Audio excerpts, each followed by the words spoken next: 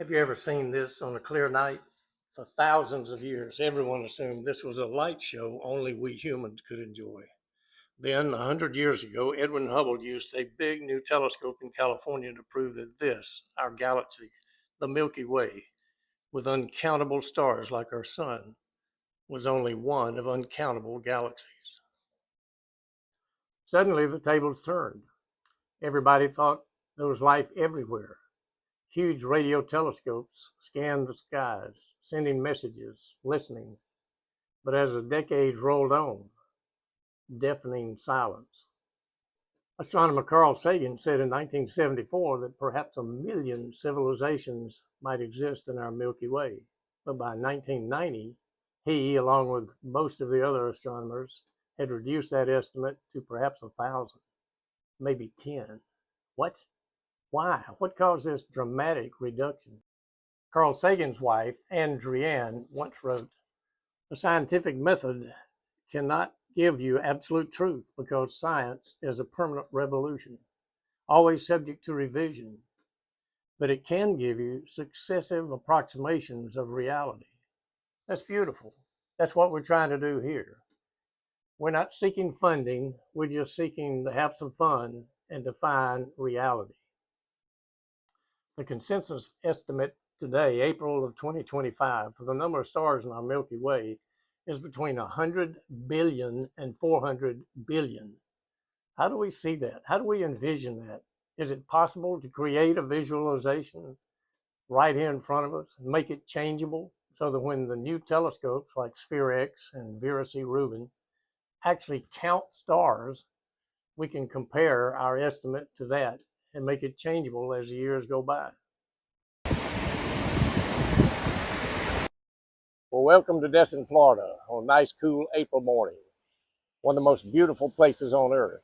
But what does a beach have to do with counting stars in the Milky Way? Well, it's the sand.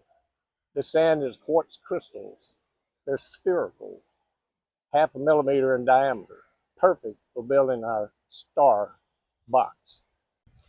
Now, there's one thing to consider when you're packing golf balls or marbles or sand into a box. There's something called packing density. Now here, this fluffy white sand is a little over 50% sand, and the rest of it is air. It's quite different down by the water. Let's go. Now right here, Mother Nature has done the ultimate packing density, 74%. We'll remember that number. I'll go over the math later, but using the latest average, the total number of stars in the Milky Way of 200 billion stars, grains of sand this size take up 23.1 cubic yards. I made our star box 6 feet tall, 10 feet, 2.5 inches square. Sea turtles travel right here and nest right there. And it's against the law to dig up a beach anyway, so I used AI to create our star box. And here it is. If you can imagine 200 billion grains of sand being 200 billion stars, that's the quantity, not the relative size, but the quantity of stars that they estimate are in the Milky Way. As future numbers come out from all the new telescopes now and in the future, next few years, if the count is 400 billion, make it 12 feet tall. If it's 100 billion, make it 3 feet tall. But that is it. Our sun is in there. Are there 1 million communicating civilizations in there? Are there 1,000? Is there only one? Hopefully soon we'll know. And why is knowing this number so important? Well, that's where we start with probabilities. If a spacecraft landed right here, right now, that's possible. We'd all be excited. But what we're dealing with is probabilities. And that leads us to a man named Frank Drake and his famous Drake equation. Well, we've returned from the ocean to the beautiful backyard with the big trees. I've always found Mother Nature to enhance the thought process. We'll talk about Drake in just a minute, but quick update. I did calculate that I could have made the Starbucks out of virtual golf balls, but it would have been bigger than a football field and 1.25 miles tall. So not exactly right here in front of us. And how about that 74% maximum packing density that we studied at the water's edge? Who came up with that? An astronomer, Johannes Kepler, in 1611. And now I'm packing sand and stars. You can't make this stuff up. But I like to go back and thank him 400 years ago and thank Destin for the sand. But the big mystery remains. Why did astronomers reduce their estimate of intelligent civilizations in the Milky Way from 1 million to maybe 10? Well, after all of my research, I found this book, Rare Earth, to be very helpful. I highly recommend it. It's written by a biologist and an astronomer. Perfect combination. The biologist says that for animal life, not slime, not microbes and bacteria, which could be most places, but for animal life to develop, a planet must maintain a temperature between 32 degrees Fahrenheit and 122 degrees Fahrenheit. That's 0 to 50 centigrade. For 4 billion years. The astronomer talks about Frank Drake, who in 1961 was preparing for an astronomy meeting he put together. And he created an equation, which was a probability equation intended to just be a conversation starter. And it's a pretty good one. We're still talking about it 64 years later.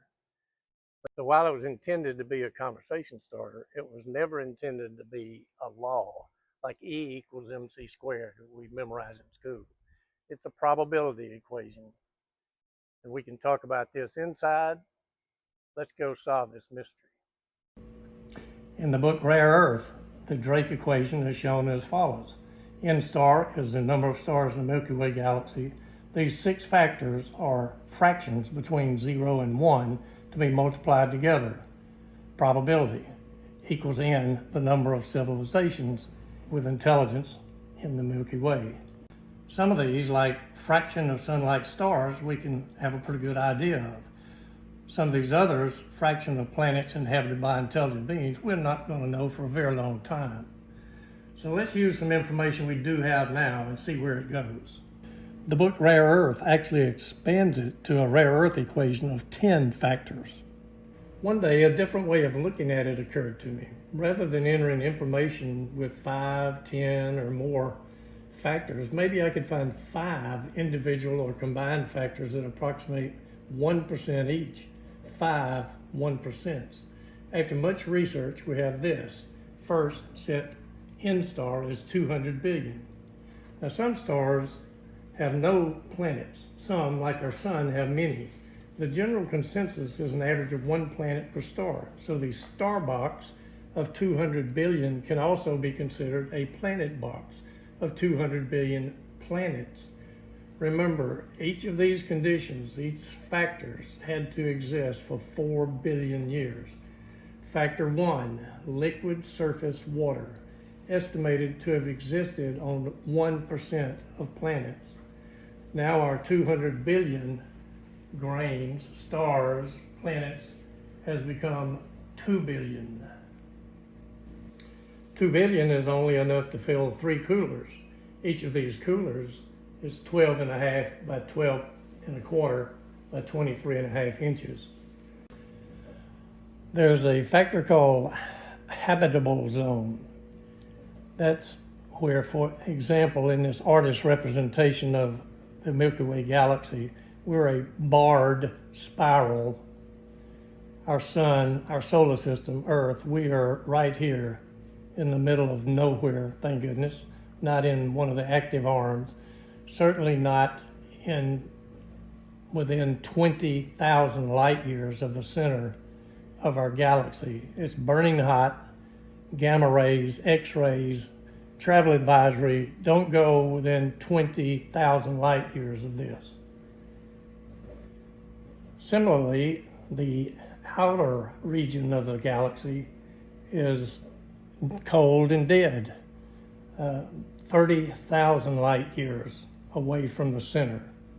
So that's also don't travel there. That's not in the galactic habitable zone. Our planetary habitable zone, as you probably know, is such that the planet Earth, our home, is right in the middle of the best temperature, the distance away, not like 800-degree Venus or minus 200-degree Mars. We're just right. Another picture for the clarification of the galactic habitable zone, if you are eliminating the 20,000 light year radius around the center, there we have blacked out that, made it a no-fly zone. There we are, right there. Also the cold, dead outside, and that ring is the galactic habitable zone. And we are right in the middle of it. So factor 2 is the combination of the galactic habitable zone and the planetary habitable zone. And the 2 billion is now 20 million. So now 20 million grains, stars, planets would fill this cube, 4.76 inches on each side. We will lightly call this our Goldie box. Factor 3 is a strong magnetic field to protect against deadly solar cosmic rays. Another 1% gets us from 20 million to 200,000 planets. Only enough to fill this Titan box, 1.03 inches on the side. We're now at 1/1,000,000th of our original star box. Factor 4 is a stable circular orbit around a single lone star. No planet can maintain the required narrow temperature range for 4 billion years in a system with 2 or more stars. This 1% gets us to 2,000 planets. And that is only enough to fill this bead with a radius of 1/8 inch. Factor 5 is rocky planets, not gaseous, rocky planets with only one large moon, estimated at 1% of planets. This reduces our 2,000 to only 20 planets. Here's the math on constructing our star box. First, determine the volume of one spherical grain of sand using 4/3 power cubed, 1/4 millimeter radius. Multiply by 200 billion, use the 74% packing density by dividing by 0.74. Convert meters to yards, 23.1 yards, cubic yards. The main thing to remember is the density of this sand is 8.65 billion grains per cubic yard. Use that in constructing your own star box. So that's how you go from 200 billion to 20.